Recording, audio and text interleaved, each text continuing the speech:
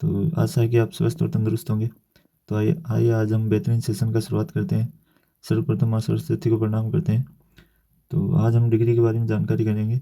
English में हम ऐसे ही छोटे छोटे वीडियो आपके लिए लाते रहेंगे जो एग्ज़ाम के लिए आपके हेल्प करें।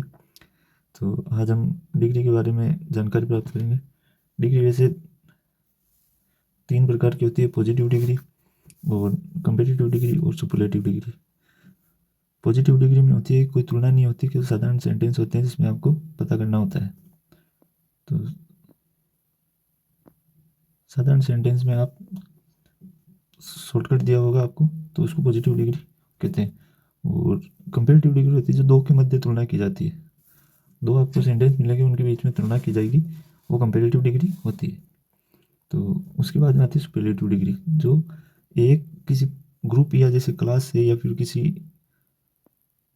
ग्रुप से तुलना की जाए या अन्य सभी से किसी एक की तुलना की जाए, वो सुपरलेटिव डिग्री होती है।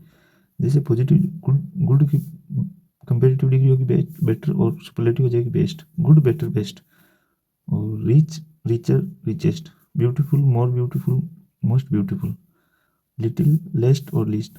आपको यहाँ एक छोटा सा और ट्रिक बता देता हूँ कि जब भी आप बड़े अक्षर देखो, जैसे ई ए यू, ये ना जैसे ए आई यू, इंग्लिश में इनको स्वर्स बोलते हैं और इंग्लिश में ए आई यू होते हैं।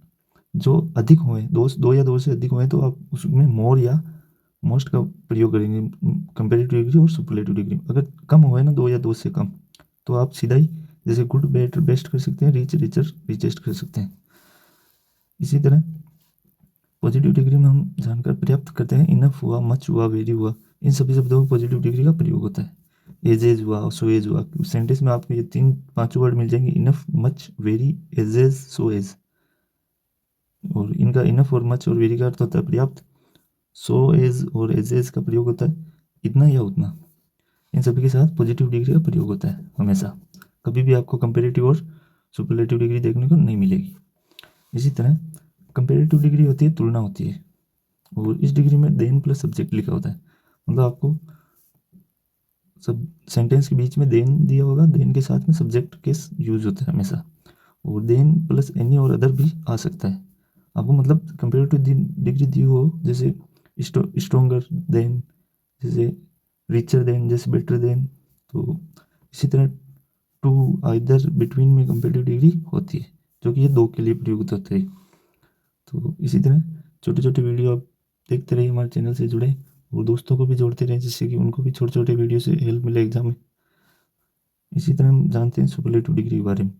सुपरलेटिव डिग्री होती है जिसमें हमेशा ये फिक्स है कि सुपरलेटिव डिग्री के साथ में द आर्टिकल का प्रयोग होगा। ये आपको सेंटेंस में ऑप्शन एलिमिनेशन करने को भी मिल सकता है, एरर भी पूछा जा सकता है। सुपरलेटिव डिग्री में द का प्रयोग होता है।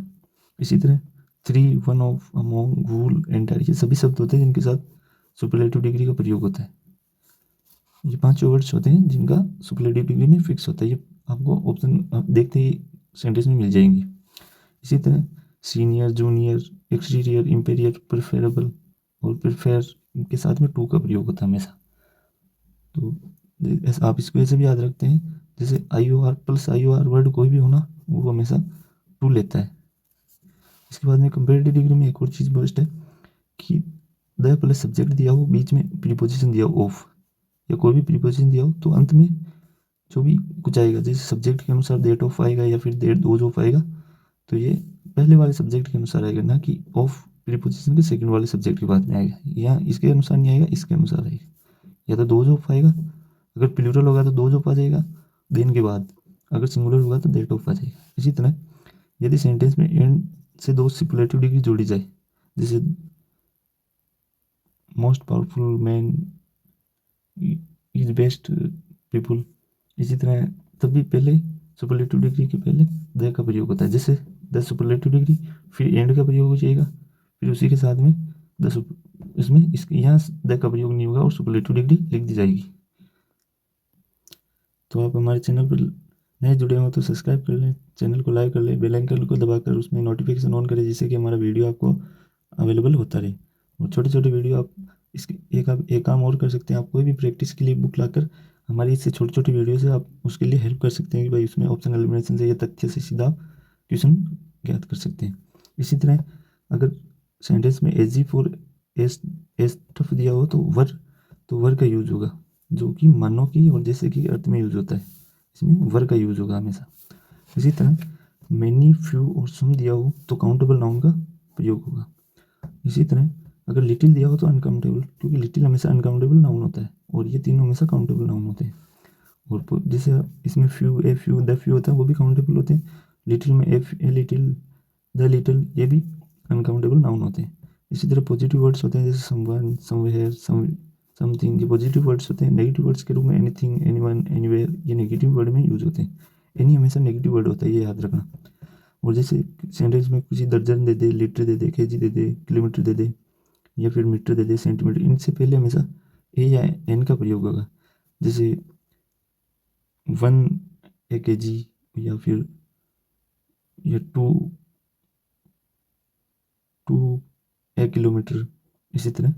तो बताइएगा ये शानदार सेशन हमारा कैसा लगा, आप कमेंट में ज़रूर बताइएगा और अपने दोस्तों को शेयर करते रहें और लाइक और कमेंट ज़रूर करें। कमेंट से आपका रिस्पॉन्सिबल हमें मिलता है कि कैसा वीडियो कहाँ तक जा रहा है। बताइएगा आप कहाँ कहाँ से देख रहे हो। इसी तरह और हम अपने सेशन को विराम देते हैं। धन्यवाद। जय हिंद, जय भारत।